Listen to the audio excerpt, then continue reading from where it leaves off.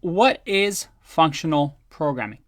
Functional programming is all about separation of concerns, which object-oriented programming does as well, right? It's all about packaging our code into separate chunks so that everything's well organized and each part of our code concerns itself with the one thing it's good at. We remember in our object-oriented programming section how we had classes to divide up properties and methods of, let's say, an ogre from that of an elf.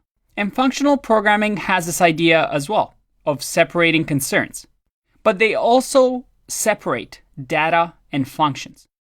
That is, a functional programmer views the world as, well, there's data, and then this data gets interacted with. But we're not going to combine both data and functions as one piece or one object. Now, there is no correct definition for what is and isn't functional, but generally, functional languages have an emphasis on simplicity, where data and functions are concerned. We separate them out. And most functional programming languages don't have these concepts of classes and methods that belong to objects.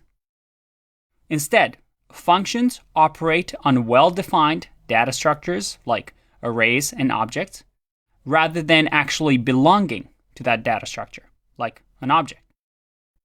And the thing is, the goals of functional programming are the exact same as that of object-oriented programming. It's the idea to make our code clear and understandable, easy to extend, easy to maintain.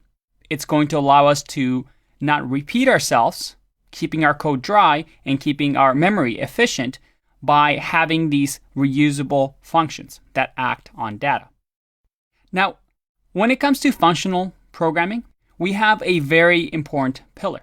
And unlike object-oriented programming, where we had those 4 pillars of encapsulation, abstraction, polymorphism, and inheritance, if you want to break things down in functional programming, it all comes down to this concept of pure functions. And this is something that we're going to explore over the next couple of videos. But the idea here is that there's a separation between data of a program and the behavior of a program. And all objects created in functional programming are immutable, something that we'll talk about a little bit more. But what that means is once something is created, it cannot be changed. We avoid things like shared state, and we adhere to this principle of pure functions.